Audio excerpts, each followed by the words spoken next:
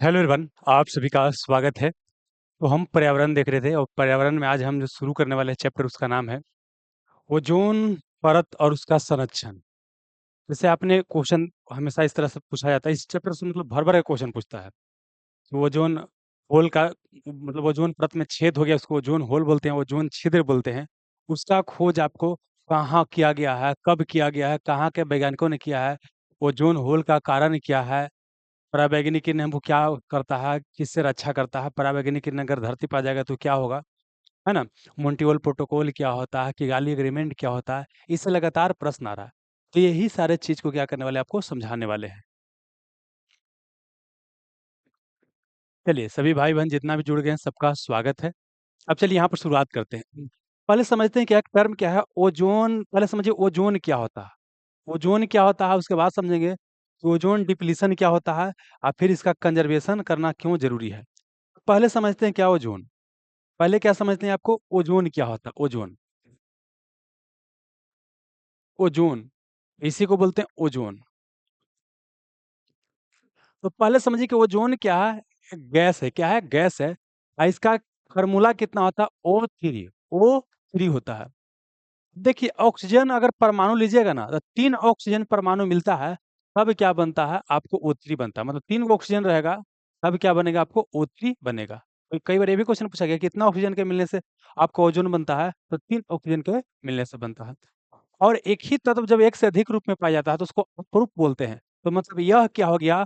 Oxygen का अपरूप हो गया। यह क्या हो गया आपको? ऑक्सीजन का क्या हो गया आपको? प्रूफ हो गया। अप रूप हो गया। इसी को बोलते हैं क्या हो गया आपको? एलोट्रॉप। ये क्या हो गया आपको? एलोट्रॉप हो गया। एलोट्रॉप हो गया किसका? आपको ऑक्सीजन का हो गया। ठीक है। अब देखिए जो ओजोन होता है ना, ये ओजोन ये आपको रहता कहाँ कहाँ पर पाया जाता है? पृथ्वी जो है ना, जैसे ये आपको वायुमंडल दिखाई दे रहा है, तो पृथ्वी कई सारा लेयर में बटा हुआ है। उसी में एक लेयर क्या है आपको? समताप मंडल। क्या आपको? समताप लेयर है, समताप मंडल बोलते हैं। इसी को बोलते हैं आपको अंग्रेजी में स्ट्रेटोस्फेयर। क्या बोलते हैं?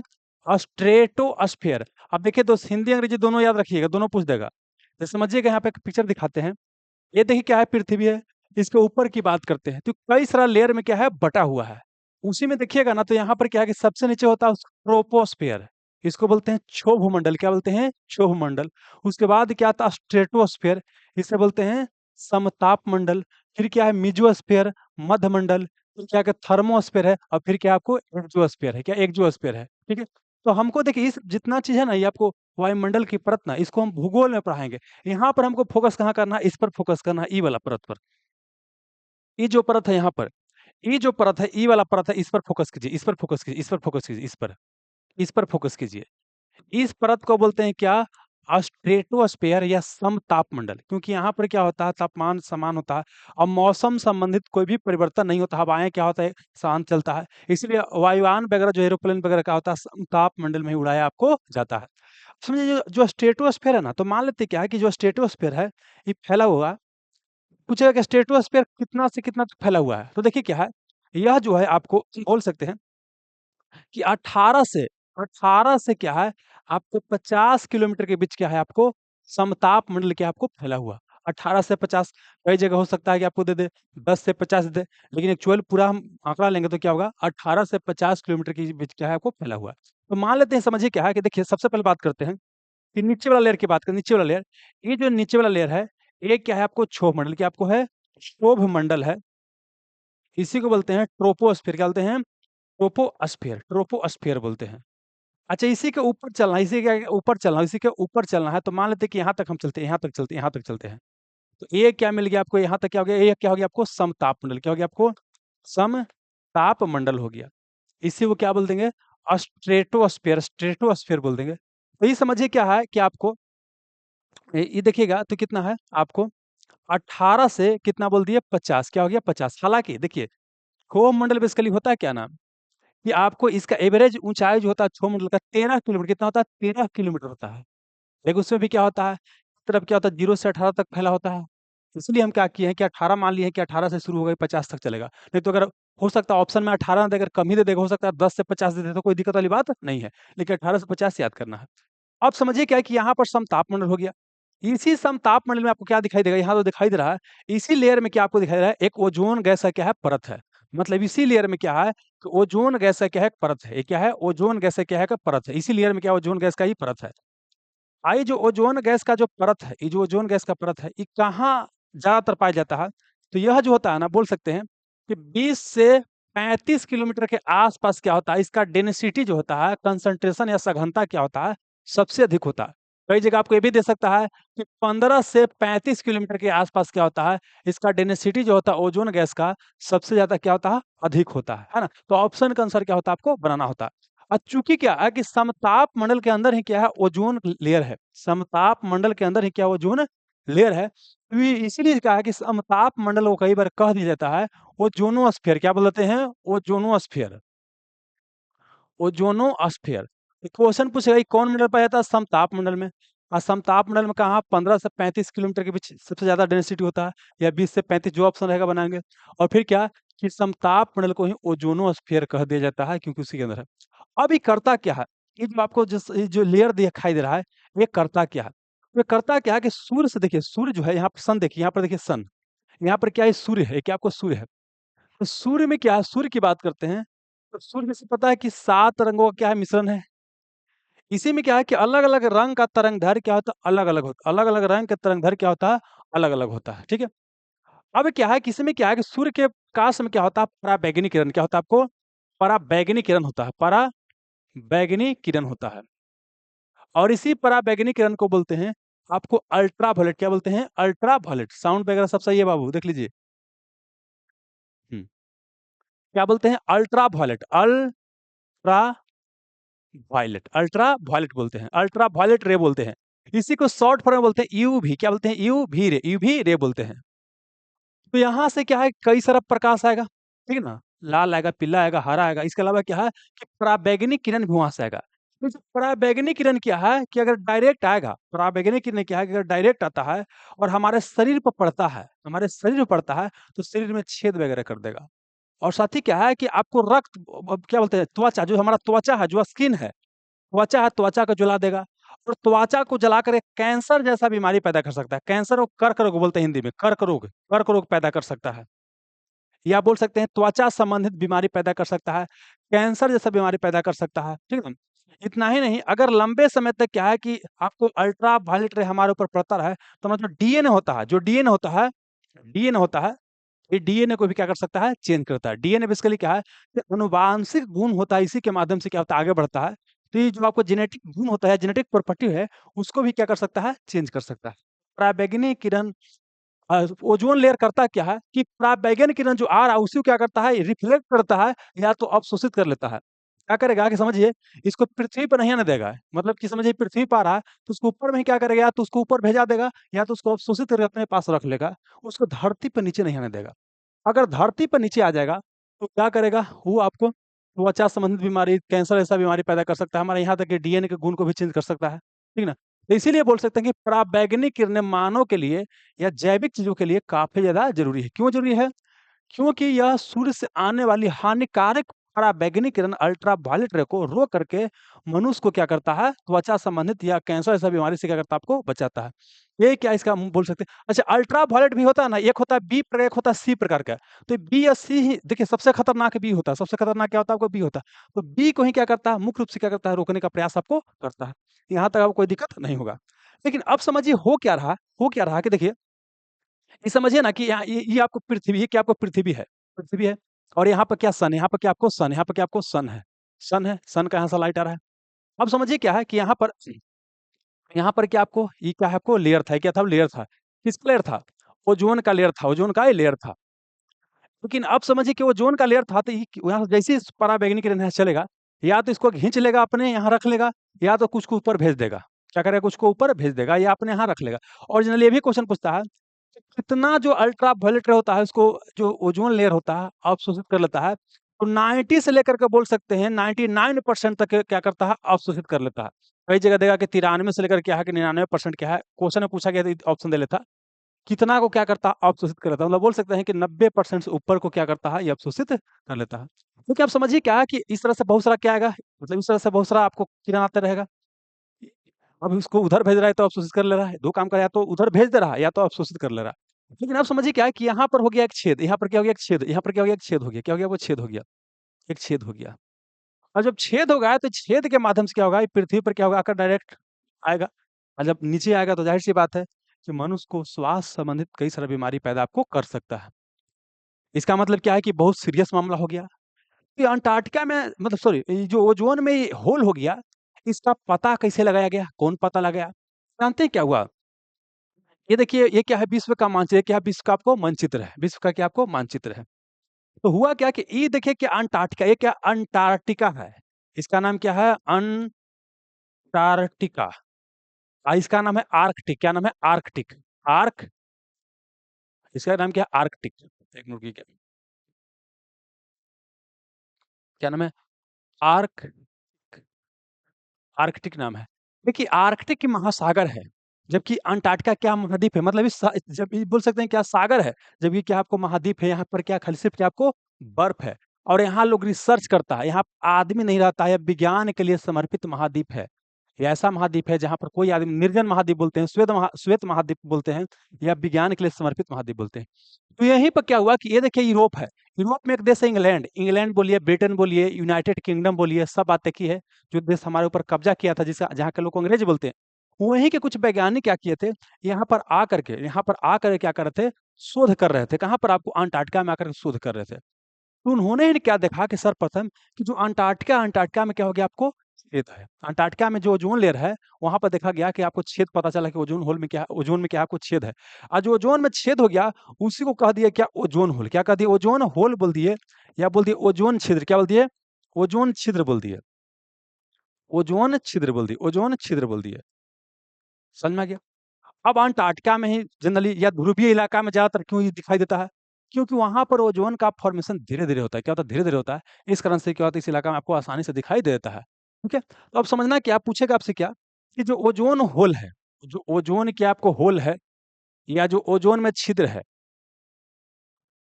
ओज़ोन में जो क्या आपको छिद्र है, ये छिद्र का पता सर्वप्रथम कहाँ लगा? तो सर्वप्रथम कहाँ लगा? अंटार्कटिका में। अंटार्कटिका में क्या है, सर्वप्रथम इसका पता लगा। एक मिनट रुकिए। क्या बोले? सर्वप्रथम पता कहाँ लगा आपको? अंटार्कटिका में। फिर पूछेगा किस देश के वैज्ञानिकों ने किया, या किस दल ने किया? तो ब्रिटिश दल। ब्रिटिश दल मतलब जब कोई खोज होने जाता है तो कोई एक व्यक्ति नहीं रहता, बल्कि कई गो व्यक्ति मिल करके वैज्ञानिक रहता है, अपना खोज करता है। तो ब्रिटिश या अंग्रेज खोज किया। अब पूछे कौन वैज्ञानिक, तो वैज्ञानिक कई सारा रहेगा। लेकिन उसमें कुछ हमारा एग्ज़ाम में जब क्वेश्चन पूछता है तो देता है क्या, कि फोरमैन ने खोज किया है। हालाँकि इसके अलावा और भी वैज्ञानिक थे, लेकिन जब क्वेश्चन पूछता है तो यही पूछता है, ठीक ना? यही पूछता है कि कौन खोज किया है, तो कौन खोज किया आपको? फोरमैन। कौन खोज किया आपको? फोरमैन खोज किया। कोई दिक्कत नहीं। अब कब खोज किया है, ठीक ना? तो यह 1985, कब किया? 1985 के आस-पास में क्या किया, आपको खोज किया है ओज़ोन होल का, ठीक ना? अब समझना क्या है कि ओज़ोन होल जो हो रहा है, ये तो आपको पता चलेगा ओज़ोन में होल है। ओज़ोन होल के कारण समस्या क्या हो रहा है, वो भी पता चल गया। लेकिन ओज़ोन में जो होल है, ये होल कर कौन रहा? सवाल है कि ओज़ोन में होल कौन कर रहा है? पता चला क्या, कि ओज़ोन जो होता है ना, जो O3 होता है, इसको क्या है, क्लोरीन आसानी से तोड़ देता है। ये जो ओज़ोन है, ओज़ोन को एक क्लोरीन अणु ओज़ोन को क्या करता है, आसानी से, मतलब हज़ारों लाखों क्या कर सकता है, ओज़ोन को तोड़ सकता है। क्लोरीन हो गया, या तो ब्रोमीन, क्या हो गया आपको? ब्रोमीन हो गया। ये दोनों क्या करता है, आपको तोड़ देता है। लेकिन हमारा एग्ज़ाम में क्वेश्चन ज़्यादातर क्लोरीन से आता है, ठीक ना? लेकिन क्लोरीन और ब्रोमीन दोनों क्या करता है, आपको तोड़ देता है। अच्छा, क्लोरीन और ब्रोमीन ग्रुप को क्या बोलते हैं? हैलोजन। क्या बोलते हैं? हैलोजन। क्या बोलते हैं? हैलोजन। क्वेश्चन पूछेगा कि हैलोजन जो होता है, ओज़ोन में जो छेद हो रहा है, उसके लिए ज़िम्मेवार है कि नहीं? तो हाँ, ज़िम्मेवार है। खास करके कौन? क्लोरीन और ब्रोमीन। क्लोरीन और ब्रोमीन है। तो मुख्य रूप से फोकस कीजिए क्लोरीन पर। ये तो भाई क्लोरीन इसको क्या कर रहा है? तोड़ रहा है। तो क्लोरीन निकल कहाँ से रहा? वो पता चला कि क्लोरीन निकल कहाँ से रहा? तो क्लोरीन बोला गया कि निकल कहाँ से रहा? एक आपका होता है सीएफसी। क्या होता है? सीएफसी। क्या होता है? सीएफसी। इसको यहाँ लिख देते हैं। सीएफसी से क्या निकल रहा है? क्लोरीन निकल रहा है। तो बोलेगा सीएफसी का मतलब क्या होता है? तो सीएफसी का मतलब होता है क्लोरो। सी से हो गया क्या? क्लोरो। क्लोरो हो गया। अब ये एफ से क्या हो गया? फ्लोरो। फ्लोरोकार्बन। मतलब इसमें क्या हो गया? आपका क्लोरीन है और प्लस क्या आपको कार्बन है। क्या कार्बन है? ये जो क्लोरोफ्लोरोकार्बन है ना, इसी का व्यापारिक नाम, कॉमर्शियल जो नेम है, वो क्या है आपको फ्रियोन, क्या आपको है फ्रियोन। ये भी क्वेश्चन पूछता है कि फ्रियोन जो है किसका व्यापारिक नाम है, तो किसका, क्लोरोफ्लोरोकार्बन से।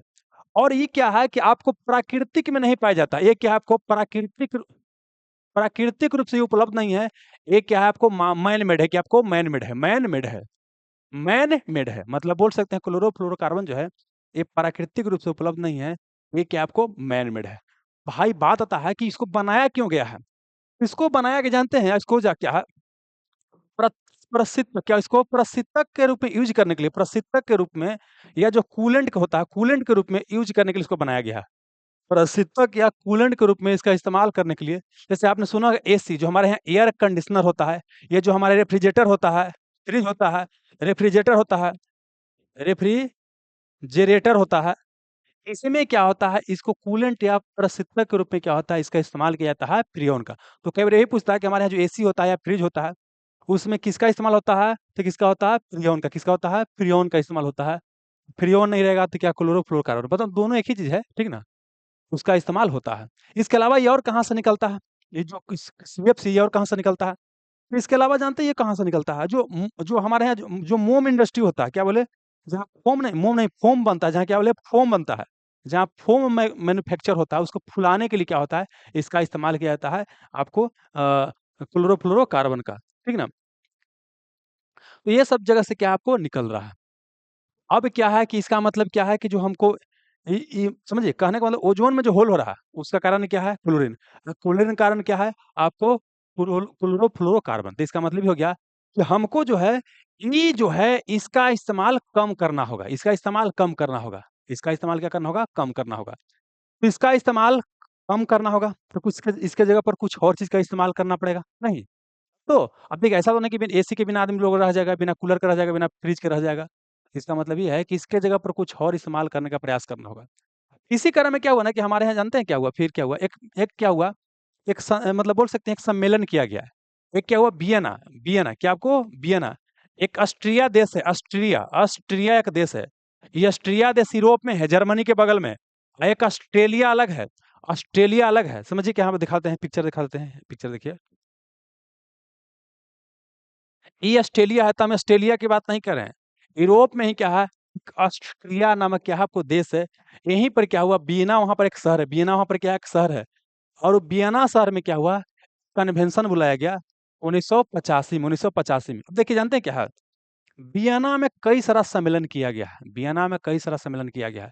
लेकिन यहाँ पर जो सम्मेलन किया किसके लिए किया गया, तो ओजोन परत को बचाने के लिए। वियना कन्वेंशन ओजोन परत को बचाने के लिए कब हुआ, 1985 में। 1985 में क्या हुआ, ये आपको सम्मेलन किया गया, ठीक है। तो इसमें बेसिकली ना कि ओजोन को जो डिप्लीशन हो रहा है, ओजोन में जो छेद हो रहा है, उससे कैसे बचा जा सकता है, तो यहाँ कुछ कुछ फ्रेमवर्क लाया गया। लेकिन कोई भी देश बोल सकते हैं इसको जो है उतना बोल सकते हैं सीरियस होकर के नहीं लिया, ये बोल सकते हैं कि सफल उतना नहीं हुआ। तब फिर क्या होता है कि आपको कनाडा का शहर, यहाँ पे देखिए कनाडा है, यहाँ पे देखिए क्या आपको कनाडा है। ये देखिए क्या है, ये आपको जो देश है, ये वाला ये है संयुक्त राज्य अमेरिका, जहाँ का डोनाल्ड ट्रंप वगैरह है ना, या जो भी राष्ट्रपति बनते हैं, मतलब संयुक्त राज्य अमेरिका के सबसे पावरफुल देश माना जाता है। और इसके ऊपर क्या है, कनाडा है। तो कनाडा में एक जगह है क्या, मॉन्ट्रियल, क्या आपको मॉन्ट्रियल, मॉन्ट्रियल है, मॉन्ट्रियल कनाडा में एक जगह है। तो मॉन्ट्रियल में एक सम्मेलन बुलाया गया, तब इसी को समझना है, क्या मॉन्ट्रियल के बारे में समझना है, क्या समझना है मॉन्ट्रियल के बारे में। यही क्वेश्चन ज्यादा पूछता है हमारे एग्जाम में, मॉन्ट्रियल के बारे में समझना है, मॉन्ट्रियल के बारे में, मॉन्ट्रियल। तो मॉन्ट्रियल में क्या हुआ, तो 1987 में क्या हुआ, एक आप बोल सकते हैं सारा देश मिल करके एक सम्मेलन को क्या किया, अपना लिया, ठीक ना। तो यहाँ क्या हुआ ना कि 16 सितंबर को 16, इसको हिंदी में देते हैं, 16 सितंबर को क्या हुआ, एक संधि पर हस्ताक्षर किया गया। और इस संधि को बोलते हैं Montreal protocol, protocol, Montreal protocol पूछेगा इसको कब अपनाया गया या कब इस पर सिग्नेचर किया गया, तो 16 सितंबर 1987 को किया गया। इसलिए 16 सितंबर को मनाते हैं ओजोन परत संरक्षण दिवस। ओजोन परत संरक्षण दिवस कब मनाते हैं, ओजोन परत संरक्षण दिवस कब मनाते हैं, तो 16 सितंबर को ओजोन परत संरक्षण दिवस आपको मनाया जाता है। क्लियर हो गया, क्यों मनाते हैं कि उस दिन अपनाया गया था। लेकिन ये लागू 87 में नहीं हुआ, लागू 2 साल के बाद हुआ। यह लागू कब हुआ, 1989 में। यह जो है संधि जो है इफेक्ट में कब आया, तो कब, 1989 में आया। यहाँ पर क्या बोला गया कि हमको क्या करना है कि जो ओजोन डिप्लीटिंग सब्सटेंस है, वो एक बार फुल फॉर्म पूछेगा, तो यहाँ फुल फॉर्म होगा, इसका क्या होता है, ओजोन क्या होता है, ozone depleting substance, substance ozone depleting substance वैसा सब्सटेंस होता है जो ओजोन परत क्या कर रहा है, नुकसान पहुंचा रहा है, ओजोन परत को नष्ट कर रहा है, उसी को बोलते हैं ओजोन डिप्लीटिंग सब्सटेंस। इसमें मेन तो पता है क्या है, क्लोरोफ्लोरोकार्बन है, लेकिन सिर्फ यही नहीं है, और भी है। तो बोला गया कि जो ओजोन डिप्लीटिंग सब्सटेंस है, उसको धीरे-धीरे करके क्या हो करना होगा, हमको हटाना होगा, या उसको यूज़ को क्या करना होगा, आपको कम करना होगा, ठीक है?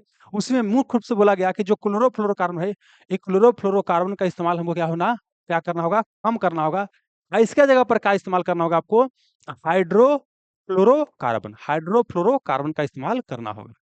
पूछेगा कि मॉन्ट्रियल किस प्रोटोकॉल के तहत यह निर्णय लिया गया कि क्लोरोफ्लोरोकार्बन की जगह पर हाइड्रोफ्लोरोकार्बन का इस्तेमाल करेंगे कुछ में, एयर कंडीशनर और रेफ्रिजरेटर में, तो किसके तहत, मॉन्ट्रियल प्रोटोकॉल के तहत आपको निर्णय लिया गया, ठीक है? तो अब समझ लेते हैं क्लोरोफ्लोरोकार्बन के बारे में बढ़िया से, और हाइड्रोफ्लोरोकार्बन के बारे में बढ़िया से एक बार चार्ट बना करके। एक क्या हो गया, CFC, एक क्या हो गया, हाइड्रोफ्लोरोकार्बन हो गया। तो CFC को क्या बोलते हैं, आपको क्लोरो क्या बोलते हैं, आपको क्लोरो क्लोरो फ्लोरो, और क्या बोलते हैं, कार्बन बोलते हैं। इसे क्या बोलते हैं, हाइड्रो क्या बोलते हैं, हाइड्रो फ्लोरो, और क्या बोलते हैं, कार्बन, हाइड्रोफ्लोरो इसको कार्बन कहते हैं, ठीक है? अब देखिए यह क्या है, यह क्या बोले, यह जो है ओजोन क्या बोले, ओजोन मतलब बोल सकते हैं ओजोन ह्रास के लिए जिम्मेवार है। ये क्या बोले आपको, ओजोन ह्रास, ह्रास मतलब होता है क्षति के लिए क्या है, आपको जिम्मेवार है। लेकिन क्या हाइड्रोफ्लोरोकार्बन ये क्या ओजोन को नुकसान पहुंचाता है? नहीं, तो हाइड्रोफ्लोरोकार्बन जो है ओजोन को नुकसान नहीं पहुंचाता, इसीलिए इसका इस्तेमाल किया जाने लगा, ठीक है? अब अगला चलिए क्या है कि दोनों का पहले फुल फॉर्म पूछेगा, तो याद रखिएगा। और अगला क्या पूछेगा, किस प्रोटोकॉल के तहत ये निर्णय लिया गया कि हमको ओजोन डिप्लीटिंग सब्सटेंस क्लोरोफ्लोरोकार्बन की जगह पर हाइड्रोफ्लोरोकार्बन का इस्तेमाल करना है, तो मॉन्ट्रियल प्रोटोकॉल में। अगला क्या समझना है, देखिए ये जो है यह क्या है, ग्रीन हाउस गैस है कि नहीं, और यह जो है ग्रीन हाउस गैस है कि नहीं। ग्रीन हाउस गैस वैसा गैस होता है जो सूर्य की रोशनी को खींचता है, और खींचने के बाद क्या करता है, आपको टेम्परेचर को, पृथ्वी के एवरेज टेम्परेचर को बढ़ाता है, उसी को ग्रीन हाउस गैस कहा जाता है। तो सुनिएगा, एक जो बताया गया कि हाइड्रोफ्लोरोकार्बन क्या है, कि ओजोन को तो नुकसान नहीं पहुंचा रहा है, ओजोन को नुकसान नहीं पहुंचा रहा है, लेकिन ये आपको यह क्या है कि ग्रीन हाउस गैस है। क्या है, ग्रीन हाउस गैस है, और ये बहुत लंबा समय तक क्या होता है, आपको रहता है वायुमंडल में। तो बोल सकते हैं कि यह पृथ्वी के टेम्परेचर को बढ़ाएगा, बढ़ाने के बाद क्या करेगा, आपको ग्लोबल वार्मिंग करेगा, उससे जलवायु परिवर्तन होगा, बाढ़ आएगा, है ना, बर्फ वगैरह पिघलेगा। तो मतलब एक समस्या को तो खत्म कर दिया, लेकिन दूसरा समस्या क्या किया, आपको पैदा कर दिया, दूसरा समस्या क्या किया, आपको पैदा कर दिया, ठीक है? अब बात करते हैं, इसकी बात करते हैं, ये क्लोरोफ्लोरोकार्बन, ये तो क्या बोले कि ओजोन ह्रास के लिए तो जिम्मेवार है, ये था।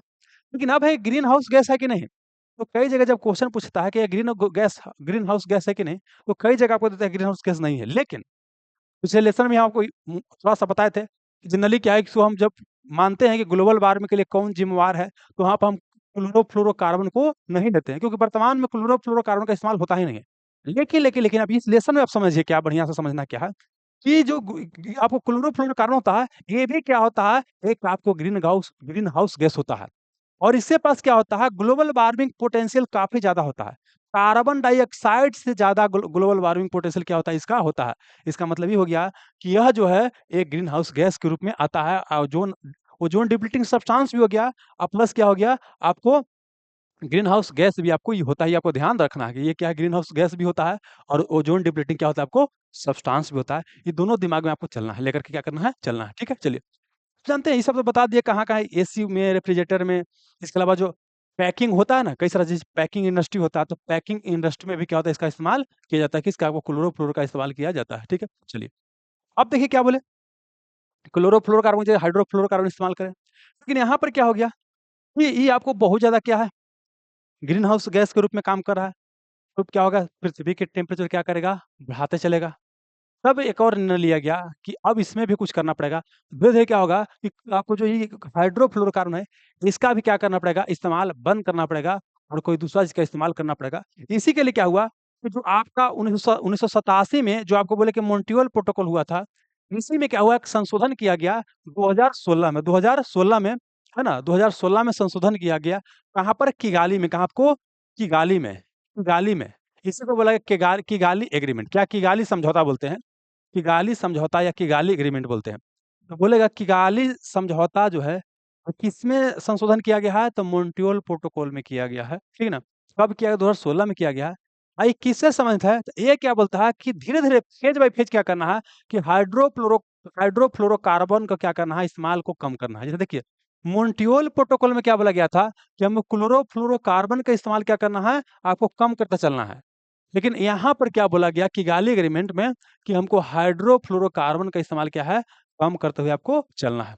तो ये क्या करना, आपको याद रखना। अच्छा, एक बार ये भी क्वेश्चन पूछा गया था किगाली एग्रीमेंट आपको मॉन्ट्रियल प्रोटोकॉल में केमा संशोधन था? तो जहाँ क्वेश्चन पूछा गया था, वहाँ पर 8वां आंसर दिया गया था। कहाँ? 8वां आंसर दिया गया था। लेकिन कई जगह सर्च किए तो कई जगह 6ठा भी देता है, कई जगह 8वां भी देता है। लेकिन जो क्वेश्चन पूछा गया वही आंसर याद कीजिए, 8वीं याद कीजिए तो ज़्यादा बेहतर होगा, ठीक ना? मतलब कि आपका मॉन्ट्रियल प्रोटोकॉल में संशोधन केमा बार करके किगाली एग्रीमेंट किया गया है? तो 8वां बार किया गया है। तो इसको आप याद रख सकते हैं, ठीक है? चलिए। ये आपको समझ में आ गया क्या है, ठीक ना? तो बेसिकली बोल सकते हैं ना कि यही क्या था आपका हमारा चैप्टर का जो मेन सार था कि ओजोन परत है। ओजोन क्या है? परत है। ओजोन परत में क्या हो रहा है आपको? छेद हो रहा है। आज छेद होने के बाद क्या हो रहा है? तरह-तरह क्या हो रहा है आपको? समस्या हो रहा है। उस समस्या को रोकने के लिए क्या है? मॉन्ट्रियल प्रोटोकॉल लाया गया। हम मॉन्ट्रियल प्रोटोकॉल जानते हैं सबसे सफल संधि है। सबसे क्या? सफल संधि है।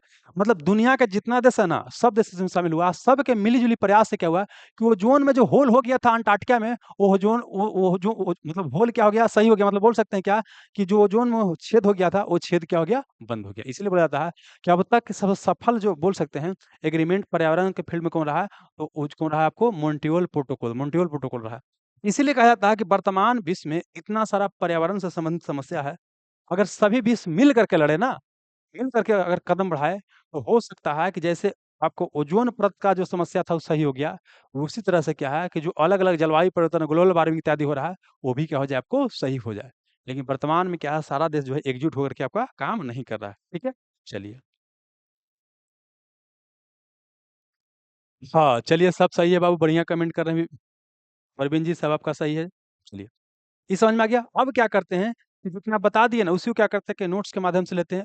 अब बताएँगे जो नया पॉइंट रहेगा उसे एक्सप्लेन करेंगे। हमारा कांसेप्ट क्या होगा, यही मेन मुख्य रूप से क्या था कांसेप्ट था। अब असली क्वेश्चन क्या है यहीं से आपको पूछेगा, ठीक है ना? आइए।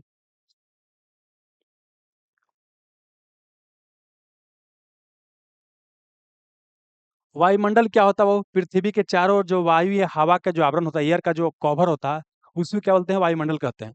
वायुमंडल को कई परत में बाँटते हैं। क्षोभ मंडल, क्या बोले? क्षोभ मंडल। उसको बाद में उसके ऊपर समताप मंडल, उसके ऊपर मध्य मंडल, उसके ऊपर क्या होता है? आयन मंडल, फिर क्या होता है? बहिर्मंडल होता है। इसी को बोलते हैं ट्रोपोस्फियर, स्ट्रेटोस्फियर, मेसोस्फियर, अ, आयनोस्फियर, एक्सोस्फियर। हमको फोकस क्या करना है आपको यहाँ पर, कहाँ पर आपको समताप मंडल फोकस करना है, समताप मंडल। और स्ट्रेटोस्फियर पे क्या करना है आपको फोकस करना है, ठीक है? चलिए। अब एक पॉइंट और थोड़ा-सा बच गया, समझा देते हैं, देखिए, उसके बाद यहाँ पर आएँगे। जानते हैं क्या बोले? जो ओज़ोन लेयर है, ओज़ोन जो आपको क्या बोले लेयर है, ओज़ोन लेयर है। तो ओज़ोन लेयर समान तौर पर कहाँ है आपको? समताप मंडल पर। कहाँ आपको? समताप मंडल में है। समताप मंडल मतलब क्या बोल दिए कि यह जो है कहाँ आपको? स्ट्रेटोस्फियर, रुक जाइए दोस्त। ये कहाँ आपको है? स्ट्रेटोस्फियर, स्ट्रेटोस्फियर में है। तो जब ओज़ोन लेयर जो है, ओज़ोन का गैस का जो लेयर है, ये जब समताप मंडल में स्ट्रेटोस्फीयर में रहेगा, तो यह क्या है हमारे लिए क्या अच्छा है, ये क्या आपको अच्छा है। यह बोल सकते हैं मनुष्य के लिए क्या आपको अच्छा है, ठीक है? लेकिन यही ओज़ोन क्या है, जब क्या हो जाएगा, आ जाएगा कहाँ आपको? निचला लेयर में, मतलब कहाँ आपको? क्षोभ मंडल में। कहाँ जाएगा आपको? क्षोभ मंडल में अगर चला आएगा, क्षोभ मंडल में चला आएगा, मतलब ट्रोपोस्फीयर में चला आएगा, ट्रोपोस्फीयर में चला आएगा, तो यह क्या होता है? खराब हो जाता है। और यह क्या करता है, आपको प्रदूषण का काम करता है, वायु को प्रदूषित बनाता है, पॉल्यूशन का काम करता है। प्लस क्या है कि यह ग्रीन हाउस गैस की तरह भी बिहेव करने लगता है। मतलब क्या बोले? सुनिएगा।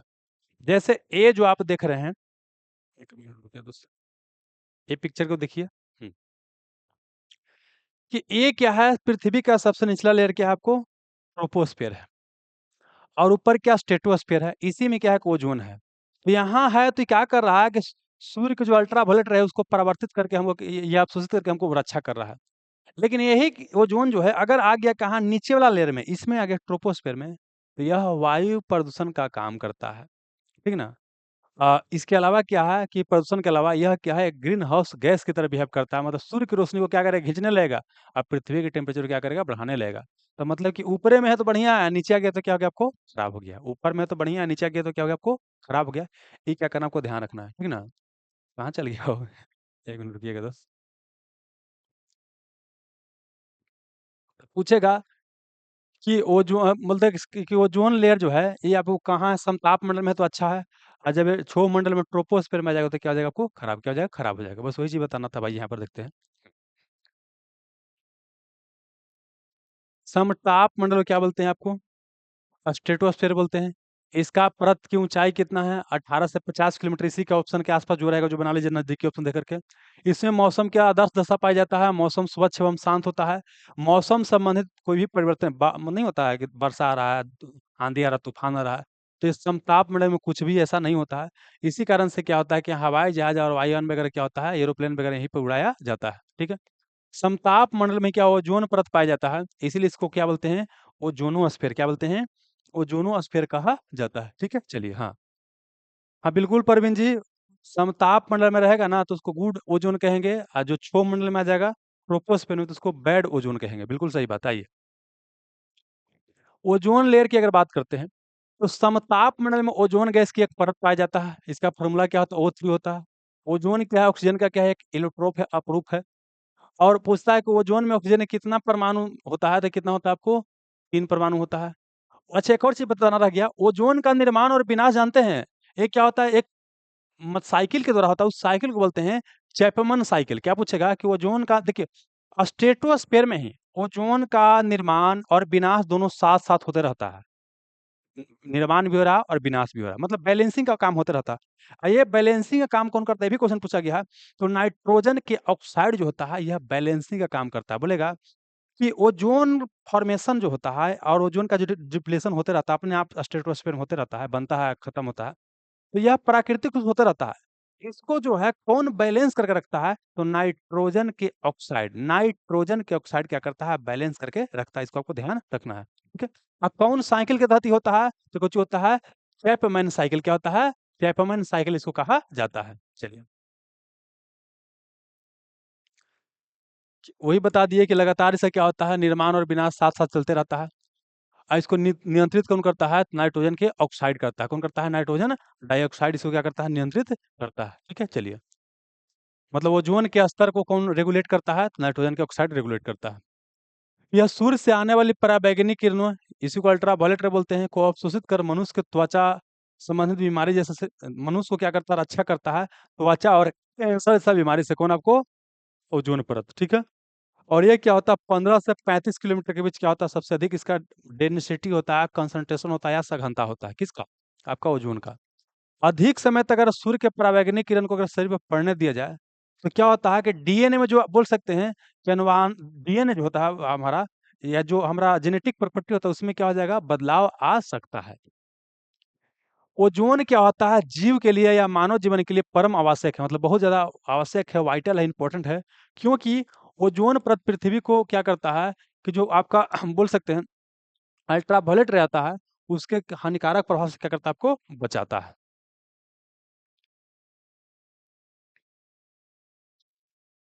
ओजोन सूर्य से आने वाली क्या करता है, उच्च आवृत्ति की, क्या बोले, उच्च आवृत्ति की, मतलब अल्ट्रा वायलेट रे के पास क्या होता है, देखिए इसके पास वेवलेंथ, इसके पास क्या होता है, वेवलेंथ।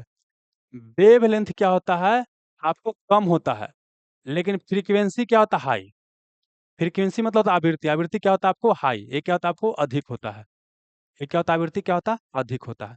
अरे देखिए होता क्या है, इसको समझाते हैं। देखिए पढ़े ना है, ये पढ़े होंगे ट्रिक, आप लोग पढ़े होंगे, VIB GYOR पढ़े होंगे 10वां वगैरह में। ऊपर क्या है, रेड है, फिर ऑरेंज है, येलो है, ग्रीन है, ब्लू है, इंडिगो है, और क्या हो गया, वायलेट हो गया। तो वायलेट क्या बोलते हैं, बैगनी। क्या बोलते हैं, बैगनी बोलते हैं। अब देखिए अगर बैगनी से अगर किसी का तरंग, देखिए सबसे ज्यादा तरंगधर किसका होता है, रेड का तरंगधर सबसे अधिक होता है। और ये बैगनी का तरंगधर क्या होता है, सबसे कम होता है। और इससे भी जिसका तरंग दैर्घ्य कम हो गया, उसी को बोलते हैं यूवी, अल्ट्रा वायलेट बोलते हैं। तो मतलब अल्ट्रा वायलेट का तरंग दैर्घ्य क्या हो जाएगा? बैंगनी से भी कम हो जाएगा।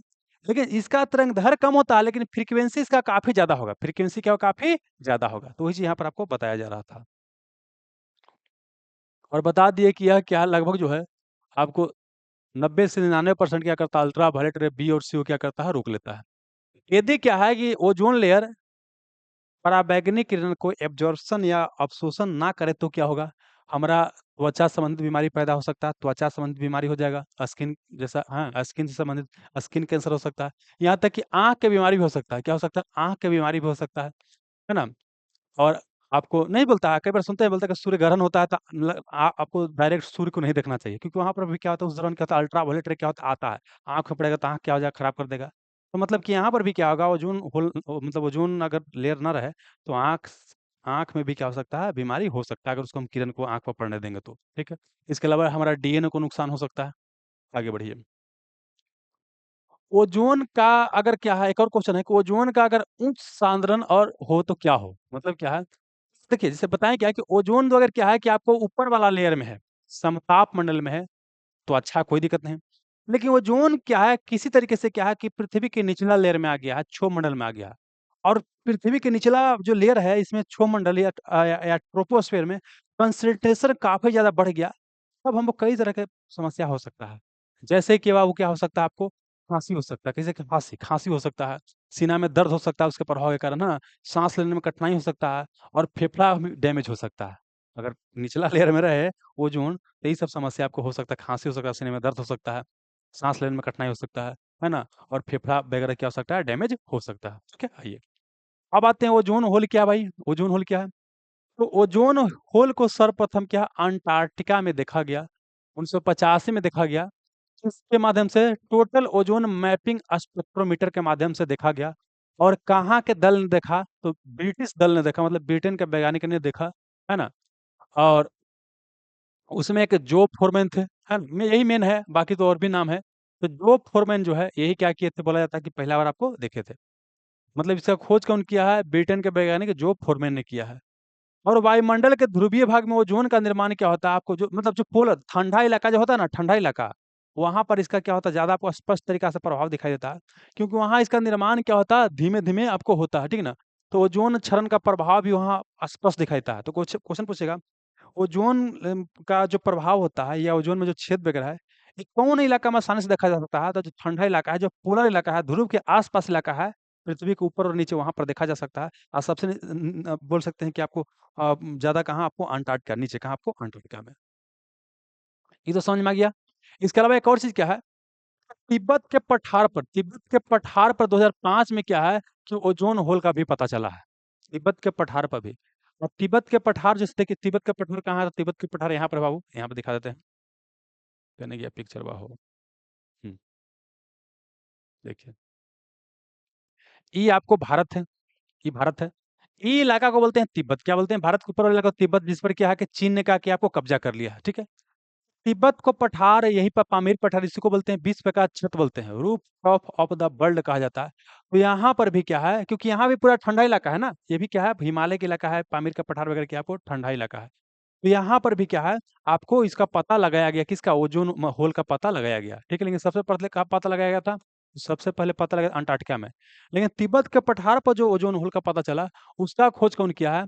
तो डब्लू कैंट मूर ने। कौन? डब्लू कैंट मूर। कैंट मूर खाली याद रखिए, कैंट मूर, मुड़िया काट देंगे। कैंट मूर, मुड़िया काट देंगे। माने कैंट मूर, कैंट मूर, कैंट मूर, कैंट मूर, कैंट मूर।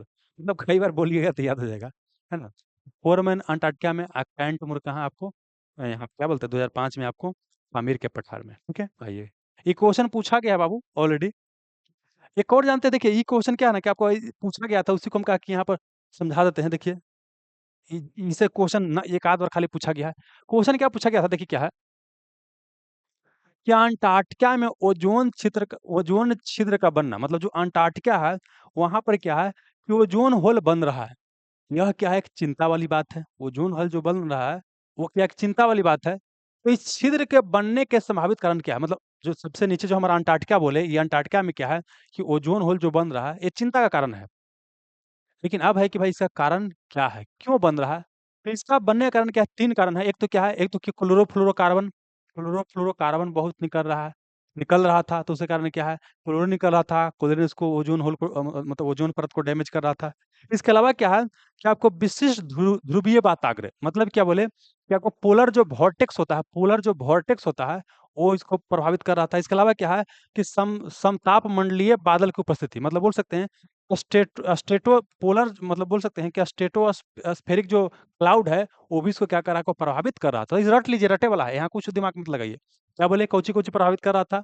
एक तो क्या बोले ध्रुवीय वाताग्र इसको अंग्रेजी में बोलते हैं क्या आपको पोलर वोर्टेक्स और एक और क्या समतापमंडलीय बादल पोलर स्ट्रेटोस्फेरिक क्लाउड, है ना? इसके अलावा तो क्लोरोफ्लोरोकार्बन आप जान ही रहे हैं।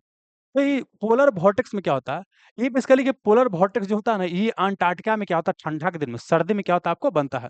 इसमें क्या होता है कि ठंडी हवा जो होता है ना, उसको क्या होता है कि बाहर से मतलब बोल सकते हैं बाहर की ओर हवा से मतलब ठंडी हवा को क्या करते हैं, जो एक और हवा होता है उसे अलग कर दिया जाता है, ठीक है? और उसी के दौरान क्या होता है कि इसके अंदर जो होता है क्लोरोफ्लोरोकार्बन क्या होता है फँस जाता है और उसी में जब क्लोरोफ्लोरोकार्बन फँस गया, तो वो क्या करेगा ऊपर जाकर क्या करेगा आपको डैमेज कर देगा। क्या करेगा आपको डैमेज कर देगा किसको? ओज़ोन को होल को क्या करेगा मतलब ओज़ोन को लेयर को क्या करेगा डैमेज आपको कर देगा, ठीक है? चलिए और फिर क्या है कि पोलर जो स्ट्रेटोस्फेरिक आप क्लाउड की बात करते हैं, ये भी क्या होता है अधिक एकदम ठंडा बनता है और ये क्या करता है ना, जो लेयर पर मतलब बोल सकते हैं कि जो आपको लेयर है वहाँ पर आपको सरफेस पर जो कोलिन होता है वो क्या होता है इनएक्टिव होता है, अक्रिय होता है। यह क्या करता है उसको एक्टिव कर देता है और जब कोलिन एक्टिव हो जाएगा, ये क्या करेगा ओज़ोन को तोड़ना क्या करेगा शुरू कर देगा। ओज़ोन को तोड़ना क्या करेगा आपको शुरू कर देगा, ठीक है? चलिए। तो देखिए क्वेश्चन क्या पूछा गया था? यहाँ पे क्वेश्चन पूछा गया था, देखिए ऐसा माध्यम जहाँ क्लोरीन यौगिक ओज़ोन परत का विनाश करने वाला क्लोरीन कणों में परिवर्तित हो जाता है, वो कहाँ पर? तो क्या बोले ध्रुवीय समतापीय बादल में। मतलब क्या बोले कि पोलर जो बताए यहाँ पर बताएँ कि जो पोलर स्ट्रेटोस्फेरिक क्लाउड है, यहाँ पर क्या होता है कि जो क्लोरीन होता है ना क्लोरीन होता है, यह इनएक्टिव होता है। लेकिन बाद में क्या होता है यहाँ पर क्या होता है आपको ठंड में क्या होता है ये एक्टिव हो जाता है और उसके बाद क्या करता है कि यह आपको ओज़ोन होल करना शुरू ओज़ोन को डिप्लीट करना क्या करता है शुरू कर देता है। वही चीज़ यहाँ पर आपको लिखा गया है। क्वेश्चन पूछा गया है दोस्त, तो इसको रटने का भी प्रयास कीजिए कुछ हो, है ना?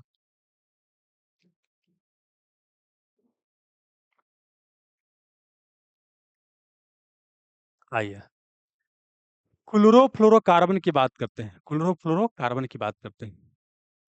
तो क्लोरोफ्लोरोकार्बन क्या है ये बता दिए क्या अल्ट्रावायलेट किरण से क्या करता है टूट जाता है और क्लोरीन गैस क्या करता है छोड़ता है। ये क्या करता है जैसे समझिए क्लोरोफ्लोरोकार्बन है, जैसे ही इसके ऊपर अल्ट्रावायलेट रे पड़ेगा ना, तो इससे क्या होगा क्लोरीन गैस क्या होगा निकलना आपको शुरू हो जाएगा, फिर ओज़ोन को क्या करेगा तोड़ना ही शुरू कर देगा। ठीक है? चलिए वही हो गया।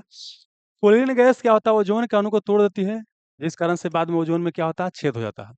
ओज़ोन छेद के लिए ज़िम्मेवार प्रमुख कौन है? यही क्लोरोफ्लोरोकार्बन है या क्लोरोफ्लोरोकार्बन नहीं रहेगा तो गैस पूछेगा तो आप क्लोरीन गैस भी बना लीजिएगा। क्लोरोफ्लोरोकार्बन का मेन सोर्स क्या है? एयर कंडीशनर, फ़ोम उद्योग इत्यादि। अभी बहुत महत्वपूर्ण चीज़ है कि ओज़ोन जो परत होता है, बताएँ कि ओज़ोन का जो लेयर होता है, उसको मापते कैसे हैं? देखिए, ओज़ोन समझिए कि सब जगह बरोबर आपको नहीं रहेगा, क्योंकि देखिए ओज़ोन क्या है गैस है। यहाँ हो सकता है कि अभी इतना गैस हो सकता है यहाँ पर इतना हो जाए। नहीं, मतलब यहाँ पर इतना हो गया, यहाँ पे इतना हो जाए, यहाँ इतना हो जाए। तो मतलब कि समान समान रूप से क्या होता है ओज़ोन गैस फैला नहीं होता है। लेकिन इसी में क्या है कि अब हम एवरेज मोटाई मापने का प्रयास किए, ठीक ना? तो इसको मापने के लिए क्या है कि जो इकाई का प्रयोग किया गया, उसको बोला गया डॉप्सन। क्या बोला गया? डॉप्सन इकाई। तो ओज़ोन लेयर को मापने के लिए कौन-सा इकाई का प्रयोग किया गया? तो कौन-सा इकाई का प्रयोग किया गया? तो क्या हो गया आपको डॉप्सन इकाई का प्रयोग किया गया, ओज़ोन परत को आपको मेज़र करने के लिए। यहाँ तो कोई आपको दिक्कत नहीं होगा, क्लियर है? अब है कि ओज़ोन परत में जो डॉप्सन इकाई है, जो मतलब इसी को बोलते हैं डीयू, डॉप्सन यूनिट बोलते हैं, डॉप्सन यूनिट कहा जाता है। वो बोला कि चलो ठीक है, ये डॉप्सन यूनिट को हम डिफाइन कैसे करेंगे? तो ये बोलता है कि 1 डिग्री मतलब 0 डिग्री सेल्सियस 0 डिग्री सेल्सियस तथा क्या हो गया 1 एटीएम मतलब एटमॉस्फेरिक प्रेशर की बात बोलता है और शुद्ध ओज़ोन के जो 0.01 मिलीमीटर की मोटाई होता है, उसके बराबर क्या होता है? आपको 1 डॉप्सन इकाई। अब देखिए दोस्त, ये क्वेश्चन डायरेक्ट पूछा गया कि 1 डॉप्सन इकाई बराबर क्या है? ऑप्शन में ही दिया था। अब सीधे एकदम रट लीजिए। क्या बोले? अगर 1 डॉप्सन यूनिट पूछेगा तो क्या हो जाएगा? 0 डिग्री सेल्सियस याद कीजिएगा, 1 एटीएम प्रेशर याद कीजिएगा और फिर क्या 0.01 क्या कीजिएगा? मोटाई मान लीजिएगा। बस ये क्या हो गया आपका 1 डॉप्सन यूनिट के बराबर हो गया। लेकिन एक बार और क्वेश्चन ऐसे पूछ दिया था कि वो जो ये तो डॉप्सन यूनिट के बारे में समझ में आ गया। अगला जो क्वेश्चन पूछा गया था कि जो ओज़ोन का परत होता है, ओज़ोन परत का एक एवरेज आप बता दीजिए मोटाई कितना है? ओज़ोन परत का एवरेज आप बता दीजिए कितना मोटाई है? जानते हैं क्या है? 1 सेंटीमीटर, 1 सेंटीमीटर से भी कम है। मतलब 1 सेंटीमीटर बहुत कम होता है। 1 सेंटीमीटर से भी क्या है ओज़ोन परत का जो एवरेज बोल सकते हैं, जो फैला हुआ है ऊपर में, वो क्या है इट्स 1 सेंटीमीटर से भी क्या आपको है बोल सकते हैं क्या? कम है। मतलब बोल सकते हैं अगर एमएम में देखिएगा तो क्या है 3 एमएम कितना आपको 3 एमएम के आसपास है। 3 एमएम के पास है। तो 2 बार क्वेश्चन पूछा गया है। एक बार पूछा गया कितना है तो वहाँ 3 एमएम ऑप्शन दे था आंसर। एक बार था क्या कि 1 सेंटीमीटर से भी क्या आपको कम है। तो 3 एमएम की बात करेंगे तो 1 सेंटीमीटर से कम हुआ नहीं बाबू। तो ये आपको रट के क्या करना है याद कर लेना। वही चीज़ यहाँ पे देख लीजिए। ओजोन परत की मोटाई लगभग कितना है? 3 एमएम मतलब 3 मिलीमीटर है 3 मिलीमीटर है, जो कि 1 सेंटीमीटर से भी क्या आपको कम है। मतलब पृथ्वी की सतह पर ओजोन परत लगभग कितना है? 3 एमएम क्या आपको मोटी है। ओजोन परत अच्छा एक और चीज़, ओजोन परत का जो मोटाई है ना, मौसम के अनुसार क्या होता है बदलता है। मौसम के अनुसार क्या होता है आपको बदलता है। जो बसंत ऋतु होता है या जो स्प्रिंग होता है, इसमें क्या होता है ओजोन परत ज़्यादा मोटा हो जाता है। जबकि अब शरद ऋतु की बात करते हैं, ऑटमन की बात करते हैं, यहाँ पर क्या होता है आपको कम हो जाता है। तो इसको याद करने का हम तरीका बताते हैं। देखिए क्या याद करना है। एस से स्प्रिंग, एस से स्ट्रॉन्ग। मतलब स्प्रिंग मौसम में एस से स्प्रिंग, एस से स्ट्रॉन्ग। मतलब स्प्रिंग में क्या होगा स्ट्रॉन्ग होगा, स्ट्रॉन्ग का मतलब क्या है यहाँ ज़्यादा होगा, यहाँ पर क्या होगा आपको ज़्यादा होगा, ठीक ना?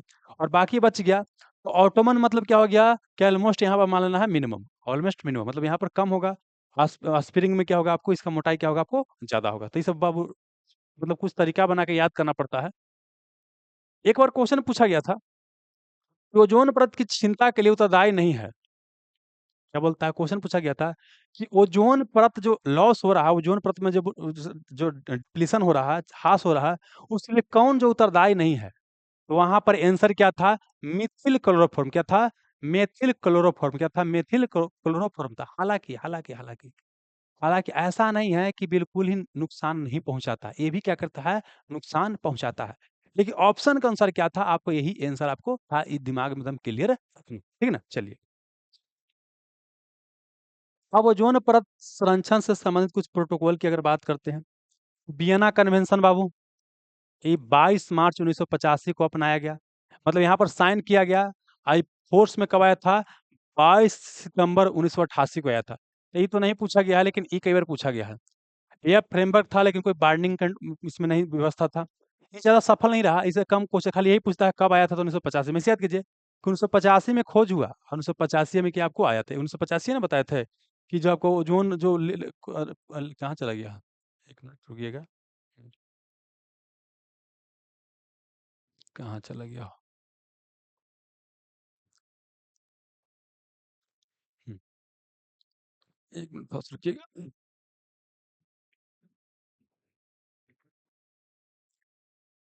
कहाँ चला गया बबुआ? एक पॉइंट रुक जाइए थोड़ा-सा।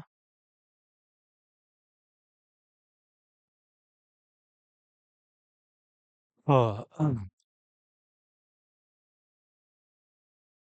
1985 में ही खोजा गया था। तो इसे ऐसे याद करना है कि जिस समय खोजा गया था ना 1985 में ना, वही साल क्या हुआ है, इसके ऊपर तुरंत क्या हो गया मीटिंग हो गया वियना में, लेकिन ये सफल नहीं रहा। तब फिर क्या आता है आपको आता है कि आपको मॉन्ट्रियल प्रोटोकॉल आई बड़ी महत्वपूर्ण है। मॉन्ट्रियल प्रोटोकॉल ये क्या ओज़ोन परत के संरक्षण से संबंधित है, कंजर्वेशन ऑफ ओज़ोन लेयर। यह एक अंतर्राष्ट्रीय समझौता है ना? इसमें लगभग विश्व के सभी देशों ने क्या किया, इसको अपनाया है बाबू, सब देश ने इसको रेटिफ़ाई किया है। अच्छा इस पर हस्ताक्षर कब हुआ है या इस पर साइन कब किया गया है? तो 16 सितंबर 1987 को, इसीलिए 16 सितंबर को मनाते हैं ओज़ोन परत संरक्षण दिवस। लेकिन लागू कब से हुआ है? तो लागू हुआ है 1 जनवरी 1989 से। इसका आपको हस्ताक्षर का भी डेट याद करना है, लागू होने का भी डेट याद करना है, क्योंकि यहाँ से क्वेश्चन ऑलरेडी क्या है पूछा जा चुका है। अब आते हैं बाबू क्या है यहाँ पर, ये मॉन्ट्रियल प्रोटोकॉल का उद्देश्य क्या था? कि जो ओज़ोन को नष्ट करने वाला पदार्थ है, ओज़ोन डिप्लीटिंग जो सब्सटेंस है, जैसे कौन-सी ओज़ोन को नष्ट करने वाला सब्सटेंस है? तो एक तो क्लोरोफ्लोरोकार्बन हम लोग जानबे करते हैं, क्लोरोफ्लोरोकार्बन। तो यहाँ पर क्लोरोफ्लोरोकार्बन, इसको क्या करना है? धीरे-धीरे हटाना है। हैलोजेंस को हटाना है ना? कार्बन टेट्राक्लोराइड की बात करते हैं, कार्बन टेट्राक्लोराइड भी क्या करता है? ओज़ोन को नुकसान पहुँचाता है। तो इस सबको क्या करना है? धीरे-धीरे क्या करना है? फेज़ वाइज़ में क्या करना है? इसको हटाना है, ठीक है? उत्पादन और उपयोग क्या करना है? धीरे-धीरे क्या करना है, कम करना है या समाप्त करना है, फेज़ आउट करना है, ठीक है? चलिए और यह निर्णय लिया गया, इसके जगह पर क्लोरोफ्लोरोकार्बन के जगह पर क्या करेंगे हम, हाइड्रोफ्लोरोकार्बन के करेंगे, इस्तेमाल करेंगे, उसको बढ़ावा देंगे, ठीक है? चलिए। देखिए एक बार क्वेश्चन यहाँ से क्या पूछ दिया, देखिए यहाँ पे क्वेश्चन क्या पूछ दिया, यहाँ पे क्वेश्चन ये पूछ दिया है, ये क्वेश्चन पूछ ले है। क्वेश्चन क्या है कि सीएफसी या हैलोजेंस अन्य ओजोन रिक्तीकरण रसायन, मतलब ओजोन डिप्लीटिंग केमिकल हो गया, जैसे कार्बन टेट्राक्लोराइड के उत्पादन पर रोक लगाया गया है। कौन संधि के तहत लगाया गया है? तो मॉन्ट्रियल प्रोटोकॉल के अनुसार लगाया गया है। मॉन्ट्रियल कहाँ है? कनाडा में है। अब देखिए कि मॉन्ट्रियल है, एक है मॉन्ट्रियस, मॉन्ट्रियस है। तो मॉन्ट्रियल तो ओजोन परत से संबंधित है और कनाडा में है, जबकि एक है मॉन्ट्रियस। तो मॉन्ट्रियस क्या है? ये आपको वेटलैंड या आर्द्र भूमि के संरक्षण से संबंधित है। और जो मॉन्ट्रियस रिकॉर्ड है, ये पूछे किससे संबंधित है? तो मॉन्ट्रियस रिकॉर्ड वेटलैंड या आर्द्र भूमि से संबंधित है। और ये मॉन्ट्रियस जगह कहाँ है? तो ये जगह कहाँ है आपको है? आपको स्विट्जरलैंड में, कहीं लिखा होगा वहाँ देखिए। मॉन्ट्रियल कहाँ है? कनाडा में है। और मॉन्ट्रियस कहाँ है? स्विट्जरलैंड में। कहाँ पर? स्विट्जरलैंड में। जब आपको वेटलैंड या आर्द्र भूमि बताएंगे तो वहाँ पर हम पूरा क्या करेंगे, दोनों के बारे में और क्लियर करेंगे। क्लियर हो गया? ये फिलहाल याद कीजिए। ओजोन गैस जब समताप मंडल में होता है तो मनुष्य के लिए अच्छा होता है, क्योंकि यह पराबैंगनी किरणों को अवशोषित करता है। लेकिन जब ये क्षोभ मंडल में होता है तो वायु प्रदूषण फैलाता है और ग्रीन हाउस गैस की तरह काम करता है। मतलब स्ट्रेटोस्फेयर में क्या है, आपको अच्छा है, और ट्रोपोस्फेयर में आ गया तो क्या हो गया, आपको हानिकारक हो गया। अब आते हैं क्या, यहाँ बढ़िया से और समझते हैं। ओजोन डिप्लीटिंग सब्सटेंस क्या होता है? तो ऐसा रसायन या केमिकल होता है जो ओजोन परत को क्या करता है, नष्ट करता है, उसको ओजोन डिप्लीटिंग सब्सटेंस बोलते हैं। ये अल्ट्रावायलेट किरण के प्रभाव से क्या होता है, टूट जाता है, ठीक ना? उससे क्लोरीन गैस निकलता है या तो ब्रोमीन गैस निकलता है। और जब क्लोरीन और ब्रोमीन गैस निकलेगा तो फिर ओजोन को क्या करेगा, आपको तोड़ देगा, ठीक है? चलिए। और एक क्लोरीन और ब्रोमीन एक को क्या करता है, हजारों आपको बोल सकते हैं ओजोन को क्या कर सकता है, तोड़ सकता है। प्रमुख अगर ओजोन डिप्लीटिंग सब्सटेंस को लीजिएगा तो ये तो मेन है क्लोरोफ्लोरोकार्बन। क्या हो गया? क्लोरोफ्लोरोकार्बन। इसके अलावा क्या, हैलोजेंस। हैलोजेंस में क्या हो गया, क्लोरीन हो गया और ब्रोमीन हो गया, ये सब हो गया। फिर कार्बन टेट्राक्लोराइड जो है, कार्बन टेट्राक्लोराइड CCl4, CCl4, ये भी क्या है आपका, ओजोन डिप्लीटिंग सब्सटेंस में आता है। इसके अलावा क्या, मिथाइल क्लोरोफॉर्म की बात बोले, ये भी आता है।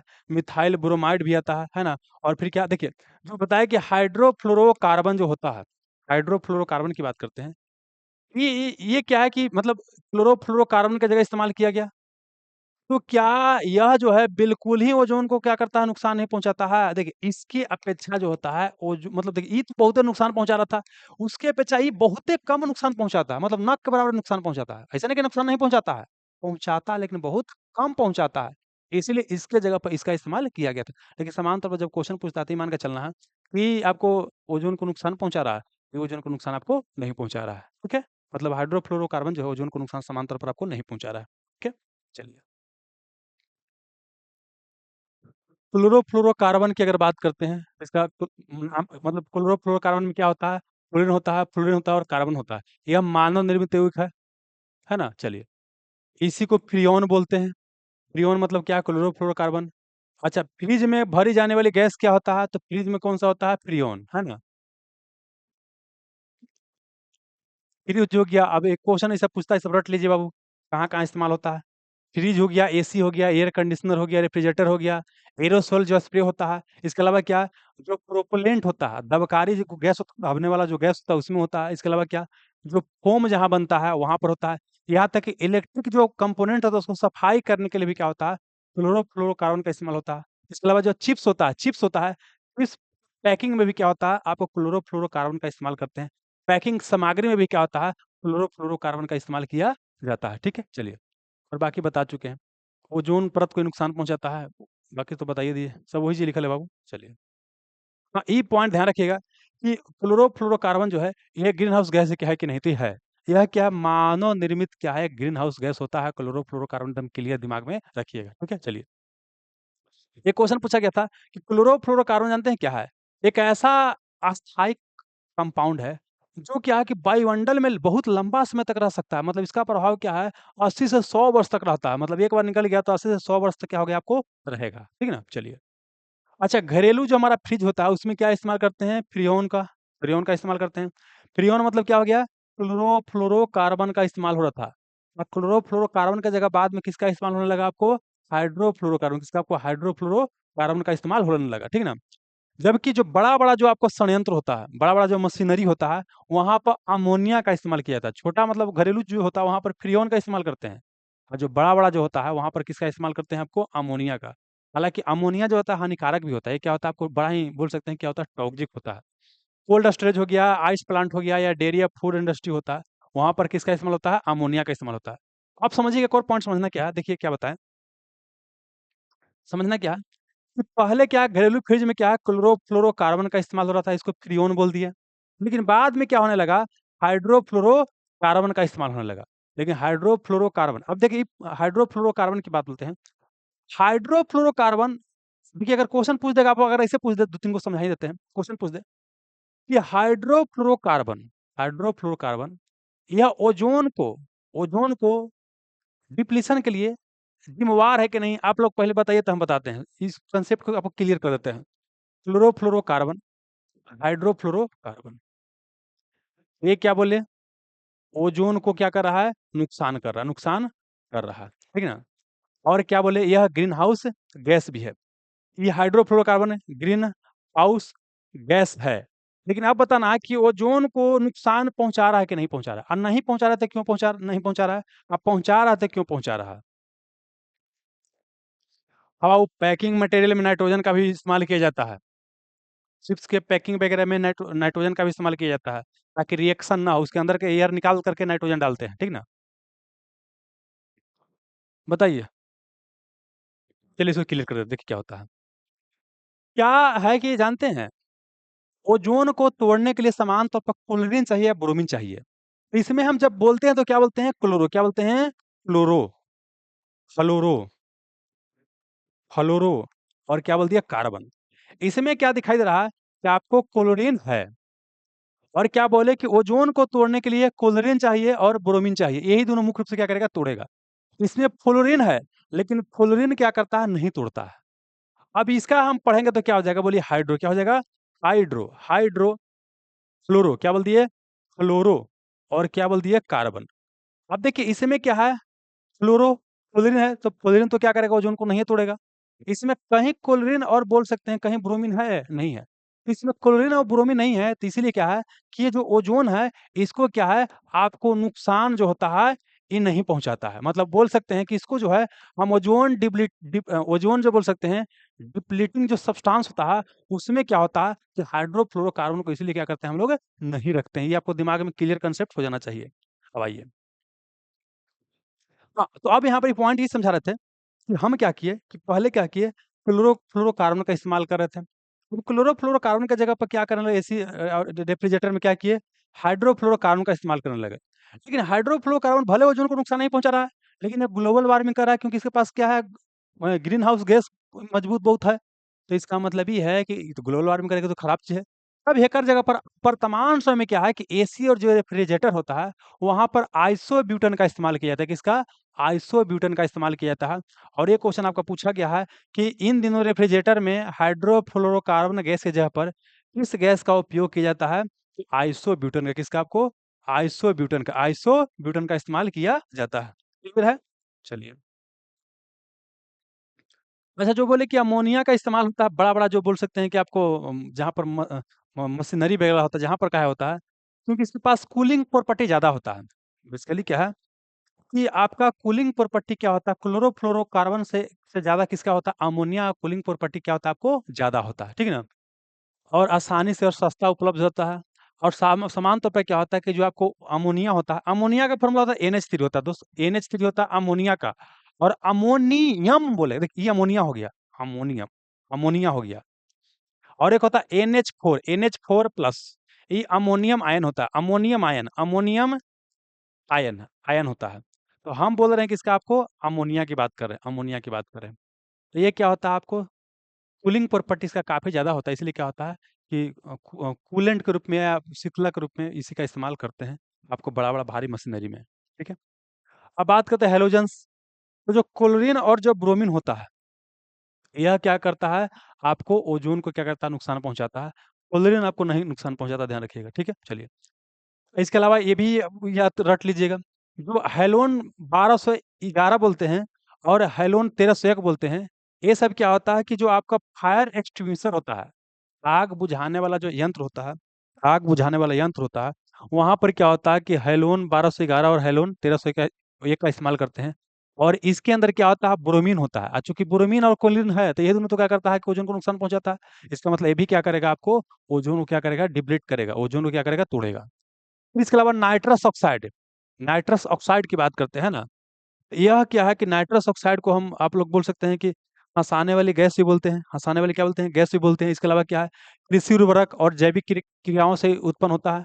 और ये भी क्या करता है कि आपको स्ट्रेटोस्फीयर में जाकर क्या करता है, ओजोन को नुकसान पहुंचाता है। और याद कीजिए, बताया था कुछ देर पहले कि नाइट्रोजन का जो ऑक्साइड होता है ना, मतलब ये भी नाइट्रोजन का ही ऑक्साइड है। तो यह क्या करता है, ओजोन को बनाने में भी मदद करता है, ओजोन को बर्बाद करने में भी मदद करता है। मतलब ओजोन को बनाता भी है, ओजोन क्या करता है, आपको बर्बाद करने में मदद करता है। मतलब बैलेंस बनाने में क्या करता है, ये आपको मदद करता है। पहले हम बता चुके हैं, ठीक ना। चलिए, इसके अलावा क्या बोले, ट्राई क्लोरोएथिलीन की बात करते हैं। ये भी क्या करता है, क्लोरीन छोड़ता है। ये बेसिकली क्या है, ट्राई क्लोरोएथिलीन की बात करते हैं। ये भी क्या है, ओजोन डिप्लीटिंग सब्सटेंस होता है। ये भी क्या होता है, क्लोरीन आपको छोड़ता है। फिर इसके अलावा कार्बन टेट्राक्लोराइड की बात बोलते हैं, तो कार्बन टेट्राक्लोराइड भी क्या होता है, ये भी क्या होता है, क्लोरीन छोड़ता है। और क्लोरीन जब निकालेगा, ये भी क्या करेगा, ओजोन को नुकसान आपको पहुंचाएगा। तो ये सभी आपको रटना पड़ेगा, कौन कौन जो होता है ओजोन डिप्लीटिंग सब्सटेंस से, कौन कौन नहीं है। देखिए क्वेश्चन क्या पूछा गया था, देख लीजिए कि ओजोन परत की छिनता छिनता मतलब उसको तोड़ने के लिए उत्तरदायी गैस कौन कौन है। एक तो क्या बोलती है, CFC, फिर हेलोजेंस हो गया, फिर क्या बोलती है, नाइट्रस ऑक्साइड हो गया, N2O हो गया, फिर क्या हो गया, ट्राइक्लोरोएथिलीन हो गया, और फिर क्या हो गया, हेलोन 1211 और 1301। मैंने एक ऑप्शन में ही सब था, हमारा बस यही अप्लाई आंसर हो जाता। वह ग्रीन हाउस गैस जिसके द्वारा ट्रोपोस्फियर में ओजोन प्रदूषण नहीं होता है, तो क्या बोले, कार्बन मोनोऑक्साइड या कार्बन डाइऑक्साइड के बारे में बोले हैं कि ओजोन कहीं प्रदूषण हो रहा है, नहीं। तो मतलब ट्रोपोस्फियर में क्या है, कार्बन मोनोऑक्साइड के कारण क्या है, ओजोन का जो है प्रदूषण आपको नहीं हो रहा है। ओजोन का प्रदूषण जो है कार्बन मोनोऑक्साइड के कारण नहीं हो रहा है। तो रट लीजिए बाबू अब, क्लोरोफ्लोरोकार्बन, हैलोजेंस और कार्बन टेट्राक्लोराइड तीनों ही क्या है, तो यह ओजोन रिक्ति कारक है। रिक्ति कारक मतलब क्या है कि ओजोन को क्या कर रहा है, डिप्लीट कर रहा है। कौन कौन आपको बताएं, क्लोरोफ्लोरोकार्बन, हैलोजेंस और कार्बन टेट्राक्लोराइड की बात बोले। किगाली एग्रीमेंट थोड़ा सा देख लीजिए बाबू। तो यह क्या है कि 15 अक्टूबर 2016 को क्या है, रवांडा, कौन देश में, रवांडा के किगाली में क्या है, इसको साइन किया गया है ना। यह मुख्य रूप से क्या है कि हाइड्रोफ्लोरोकार्बन के उत्पादन और खपत को चरणबद्ध तरीके से क्या है, समाप्त करने से या कम करने से क्या आपको संबंधित है। ओके, मतलब समझिए, जो आपका मॉन्ट्रियल प्रोटोकॉल था वो क्लोरोफ्लोरोकार्बन के इस्तेमाल को कम करने के लिए बोला था, जबकि किगाली एग्रीमेंट क्या बोला है कि अब हाइड्रोफ्लोरोकार्बन का इस्तेमाल क्या करना है, आपको कम करना है। बस वही चीज है। यह मॉन्ट्रियल प्रोटोकॉल का क्या संशोधन रूप है, संशोधित रूप है, किगाली एग्रीमेंट है ना। बस वही चीज लिखा है बाबू। और ये क्यों किया गया है, क्योंकि जानते हैं जो हाइड्रोफ्लोरोकार्बन था, ये ग्लोबल वार्मिंग के लिए क्या है, आपको जिम्मेवार, मतलब ये भी क्या है, ग्लोबल वार्मिंग पोटेंशियल अधिक है। तो हम ऐसे भी क्या बताएं, पिछले लेसन में बताएं कि ग्लोबल वार्मिंग हमारे साथ बहुत बड़ा ज्वलंत मुद्दा है। पृथ्वी का टेम्परेचर बढ़ने से बहुत तरह की समस्या हो जाएगा। तो इसके अगर इसका इस्तेमाल कम होगा, तो कम ग्लोबल वार्मिंग होगा। तो इसका उद्देश्य क्या है ना, कि 2100 जब तक आएगा ना, तो पृथ्वी की जो टेम्परेचर है उसमें क्या है कि 0.5 डिग्री से, मतलब हाफ डिग्री सेल्सियस बोल सकते हैं, कम से कम कर देना है। मतलब ये अपना प्रयास करके, बस वही चीज लिखा है। 1 जनवरी 2019 से लागू हुआ है। ये कब से लागू हुआ है, 1 जनवरी 2019 से लागू हुआ है। मतलब अपनाया गया 15 अक्टूबर 2016 को, और लागू हुआ 1 जनवरी 2019 से लागू हुआ। ठीक है, चलिए। और एक बार क्वेश्चन पूछा गया है कि किगाली समझौता मॉन्ट्रियल प्रोटोकॉल का केमा संशोधन है, तो वहां पर आठवां बाबू आंसर दे था, क्या था, आठवां आंसर दिया हुआ था। ठीक है, चलिए। तो इसके साथ ही क्या हो गया, वो आपका समाप्त हो गया। क्या समाप्त हो गया, आपका लेसन क्या हो गया, समाप्त हो गया।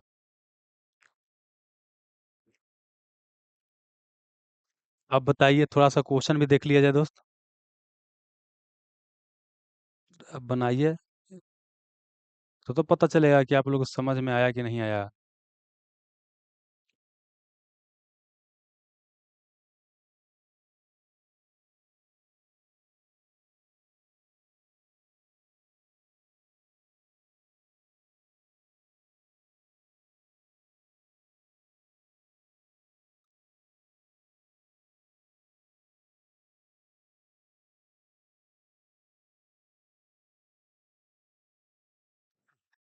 हवाई जहाज समताप में उड़ता छेद नहीं होता है। वाह रे बहादुर।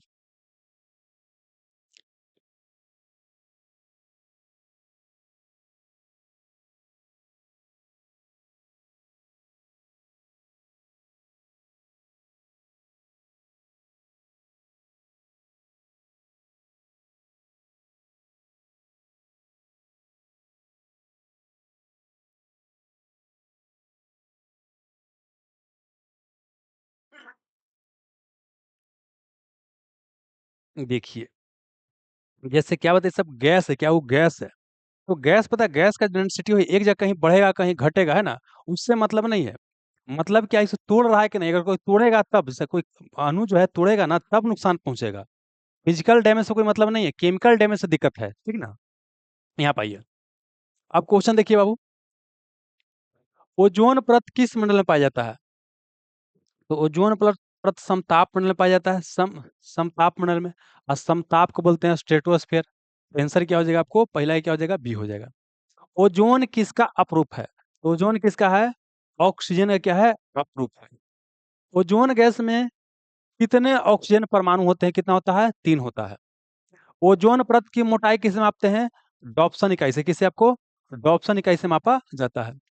पृथ्वी की सतह पर लगभग ओजोन परत लगभग कितना मोटा है? देखिए कितना है? 3 मिलीमीटर लगभग मोटा है। इसी क्वेश्चन को इसे पूछने हैं क्वेश्चन बाबू एग्जाम में। इसी क्वेश्चन के कौन इस तरह से पूछा गया था एग्जाम में। ओजोन परत की औसत मोटाई कितना है? 1 सेंटीमीटर से कम। ये तो 1 सेंटीमीटर से अधिक न बोल रहा है। तो 1 सेंटीमीटर से क्या हो जाए? 3 एमएम क्या 1 सेंटीमीटर से कम है? तो दोनों इसलिए हम यहाँ पर डाल दिए हैं। दोनों क्वेश्चन पूछा है एग्जाम में। वायुमंडल में ओजोन परत का सर्वाधिक घनत्व पृथ्वी की सतह से कितना ऊंचाई पर है? तो क्या बोले? 15 से बताएं, 35 बताएं या 20 से 35 बताएं। जो उसके संबंधित नजदीकी ऑप्शन होगा बना लीजिएगा, बोलिए। ये तो मीटर है, 200 नहीं बाबू, 2.5 किलोमीटर नहीं, यही भी नहीं। क्या हो जाएगा? 20 से 25 किलोमीटर ऑप्शन के अनुसार। यही बाबू क्या था क्वेश्चन पूछ लेता। ओजोन परत की अधिकतम सघनता कहाँ पाया जाता है? तो ऐसे क्या होता है? 15 से क्या होता है? 35 होता है। अधिकांश ओजोन गैस लगभग 90% की वायुमंडलीय परत में स्थित होता है। क्वेश्चन पूछता है कि अधिकांश ओजोन गैस लगभग 90% किस वायुमंडलीय परत में होता है? तो क्या बोले कि अधिकांश जो ओजोन गैस होता है कहाँ होता है? समताप मंडल में। कहाँ होता है आपको? समताप मंडल में होता है। ओजोन छिद्र सब सर्वप्रथम कहाँ पता चला था? कहाँ आपको? अंटार्कटिका में। आर्कटिक में नहीं, कहाँ? अंटार्कटिका में। अंटार्कटिका में। आर्कटिक और अंटार्कटिका भले ही, तो आर्कटिक ऊपर है, हल्का वाला ऊपर है। अब पढ़े में भारी लग रहा है अंटार्कटिका, तो ये नीचे हो जाएगा। तो यहीं पर नीचे की हम बात कर रहे थे, अंटार्कटिका कहीं बात कर रहे थे। ओजोन परत किस विकिरण को अवशोषित करता है? तो यह अल्ट्रा वायलेट क्या करता है? अवशोषित करता है। समताप मंडल की ऊंचाई कितना है? बताइए। तो समताप मंडल की ऊंचाई कितना हो जाएगा? देखिए 18 से 50 हो जाएगा। कितना बताएं? कि 18 से क्या कीजिएगा? 50 से याद कीजिएगा। और देखिए ऑप्शन के अनुसार बाबू इधर उधर थोड़ा क्या कर सकते हैं? बना भी सकते हैं, ठीक ना? चलिए।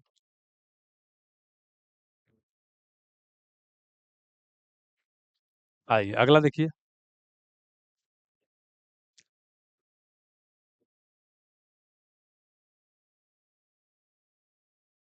ओजोन परत लगभग, ओजोन परत बोलता है लगभग कितनी अल्ट्रा वायलेट किरणों को रोकता है? तो क्या बोला? 90% से ऊपर। तो कौन ऑप्शन में 90% से ऊपर है? ये वाला में है। ये 93 से 99% है। सेम भाषा के साथ क्वेश्चन पूछा गया था, इसलिए हम सेम डाल दिए हैं। ट्रोपोस्फेयर में ओजोन का व्यवहार कैसा होता है? ट्रोपोस्फेयर मतलब क्षोभ मंडल, तो क्षोभ मंडल में आ जाएगा। तो ये प्रदूषक की भांति व्यवहार करने लगता है। ये क्या हो जाएगा? प्रदूषक और ग्रीन हाउस गैस की तरह व्यवहार करने लगता है बाबू जी, है ना? तो 14 क्या हो जाएगा आपको? हो जाएगा क्या बाबू? बी। क्या हो जाएगा आपको? बी हो जाएगा। ओजोन क्षरण सबसे अ, अधिक कहाँ पाया जाता है? ओजोन का जो क्षरण होता है सबसे अधिक कहाँ होता है आपको? ध्रुव पर। कहाँ होता है? ध्रुव पर और ठंडा इलाका में क्या होता है? आपको ज्यादा होता है। क्या होता है? ध्रुव पर और ठंडा इलाका में आपको ज्यादा होता है। अल्ट्रा वायलेट बी किरणों का प्रभाव क्या होता है? अगर ई आएगा तो क्या हो सकता है? त्वचा कैंसर हो सकता है या त्वचा संबंधित बीमारी हो सकता है। ओजोन जीवन के लिए बोलता है आवश्यक क्यों है?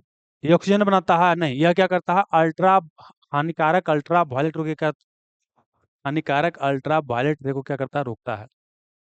ओजोन की प्राकृतिक संतुलन जो नेचुरल बैलेंस होता है, ये कौन कौन बनाता है? तो क्या बोले कि नाइट्रोजन का ऑक्साइड क्या करता है? ओजोन का प्राकृतिक संतुलन, ये क्या करता है? ओजोन का क्या करता है? प्राकृतिक संतुलन क्या करता है? आपको बनाता है। ओजोन परत के संरक्षण हेतु सम्मेलन कहाँ किया गया था? तो कहाँ बाबू? वियना में। कहाँ? आपको वियना में आपको किया गया था।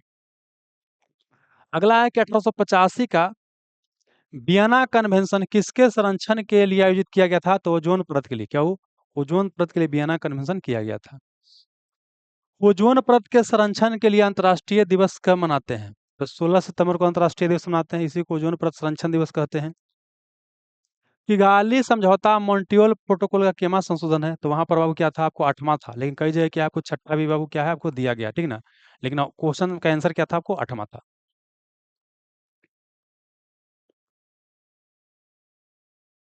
मॉन्ट्रियल प्रोटोकॉल हाल ही में निम्नलिखित में से कौन सा संशोधन किया गया है? अच्छा, मॉन्ट्रियल प्रोटोकॉल में क्या किगाली एग्रीमेंट किया गया है, किगाली समझौता किया गया है। अंटार्कटिका के ऊपर ओजोन छिद्र का खोज सबसे प्रथम किस टीम ने किया था? ब्रिटिश टीम ने किया था, ब्रिटिश दल ने किया था बाबू। किस वैज्ञानिक ने बोलता है कि सबसे पहले ओजोन परत के छिद्र पर ध्यान दिया था? तो क्या नाम था वो? जो फुरमैन। क्या नाम था? जो फुरमैन। निम्नलिखित में से किस वर्ष में ओजोन छिद्र का पता लगाया गया था? तो ओजोन छिद्र का पता जो है 1985 1985 में लगाया गया था। सीएफसी का पूरा नाम क्या है? तो क्या होता है? क्लोरोफ्लोरोकार्बन। क्लोरोफ्लोरोकार्बन, ये हो जाएगा क्लोरोफ्लोरोकार्बन। तो 27 का क्या हो जाएगा? 27 का क्या हो जाएगा आपको? बी। क्या हो जाएगा आपको? बी हो जाएगा। अगला क्या है कि सीएफसी में कौन कौन सा तत्व होता है? तो सी का मतलब क्या हो गया? फ्लोरो, फ्लोरीन, है ना? और क्या बोले? एफ का मतलब फ्लोरीन। और फिर क्या हो गया आपको? कार्बन। क्लोरोफ्लोरोकार्बन। इसमें देखिए क्लोरोफ्लोरोकार्बन कहाँ है? एक क्लोरीन आपको दिया गया है, फ्लोरीन आपको दिया गया है, और कार्बन दिया गया है। तो यही क्या हो जाएगा आपको? 28 से क्या हो जाएगा आपको? सी हो जाएगा। क्लोरोफ्लोरोकार्बन इसमें उपयोग होता था? तो एसी और क्या है आपको? फ्रिज में बाबू क्या है आपको इस्तेमाल होता था। सीएफसी का व्यापारिक नाम क्या है? कॉमर्शियल नेम क्या था इसका? फ्रियोन। क्या नाम था आपको? फ्रियोन था। ओडीएस का मतलब क्या है? Ozone depleting substance. Ozone depleting substance क्या होता है? आपका ओडीएस से क्या होता है? फुल फॉर्म होता है। मॉन्ट्रियल प्रोटोकॉल कब आपको आया? तो मॉन्ट्रियल प्रोटोकॉल कब आया? ये कब आया? 1987 में। बाबू 87 में मॉन्ट्रियल प्रोटोकॉल आपको आया था। मॉन्ट्रियल प्रोटोकॉल लागू कब हुआ? अब पूछा गया है कि मॉन्ट्रियल प्रोटोकॉल आपको लागू कब हुआ था? तो लागू के लिए क्या बताया था कि आपको लागू हस्ताक्षर आपको 1987 में। लागू की बात की तो लागू आपका 1989 में, 2 साल बाद हुआ था, 89 में हो जाएगा।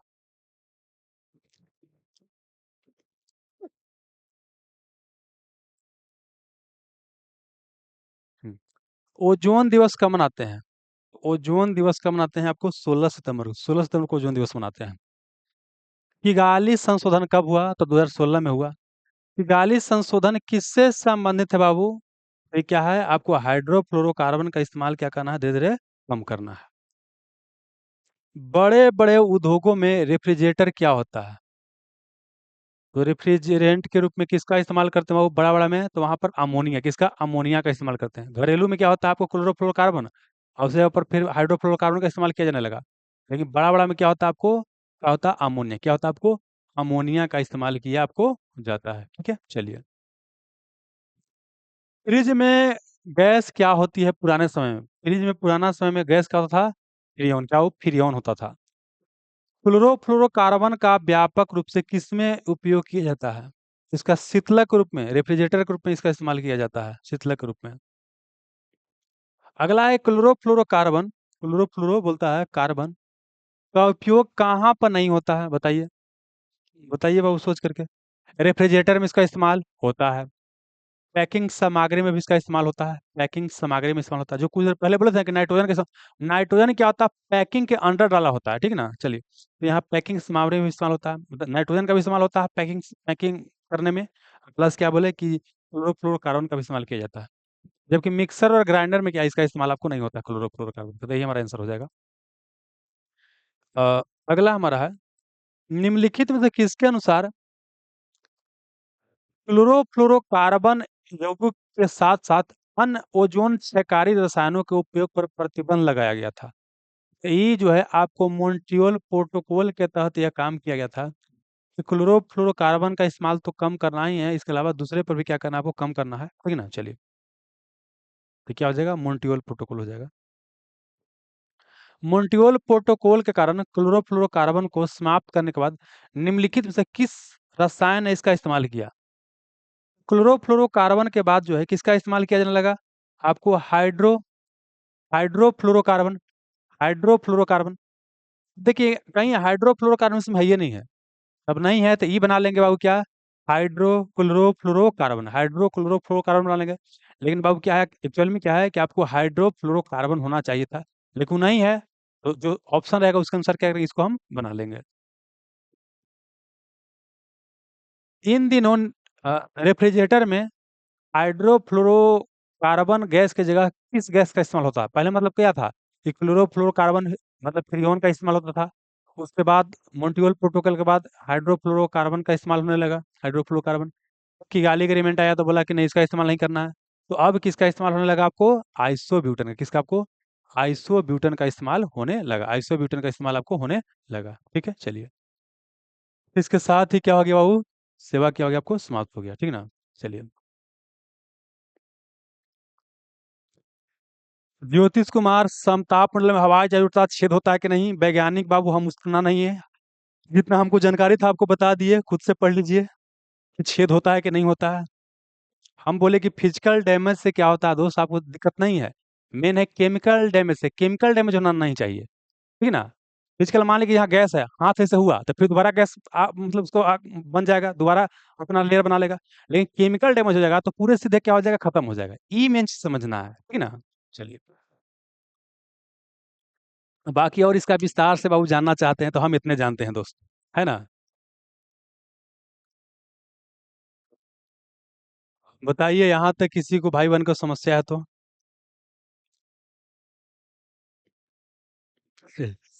एक दिन बताया था ना आप लोग को, पढ़ाने से पहले कि देखिए हम लोग के एग्जाम निकालने के लिए पीएचडी नहीं करना चाहिए। हम भी पीएचडी, देखिए हम लोग क्या जनरल नॉलेज चाहिए। अब अंदर घुस घुस देखिए कि नहीं, कहावत कहावत है कि मान लीजिए एरोप्लेन जा रहा है, एरोप्लेन जा रहा है, एरोप्लेन में हमको बैठने से मतलब होना चाहिए। मोबाइल है तो मोबाइल कैसे चलता है हम लोग को कॉल करे से मतलब ना है। लेकिन अंदर कितना फंक्शन है बाबू, आपको पता होगा, हमारा खुद नहीं पता है, केकरो नहीं पता होगा। मोबाइल के इंजीनियर आपको नहीं ना बनना है, तो ओजोन पर रिसर्च आपको नहीं ना करना है। अगर ओजोन पर रिसर्च करना है तब फिर जाकर उसमें बाबू ज्योतिष भाई कर सकते हैं, विशेष जानकारी प्राप्त कर सकते हैं। लेकिन एग्जाम निकालने के लिए, यूपीएससी तक एग्जाम निकालने के लिए जो है आपको ये काफी है, जितना बताएं इनफ है ना। चलिए, बाकी आप समझदार होइएगा। हाँ, तो चलिए सेशन को करते हैं एंड बाबू। यहाँ तक जुड़े रहने के लिए आप सभी का बहुत बहुत धन्यवाद।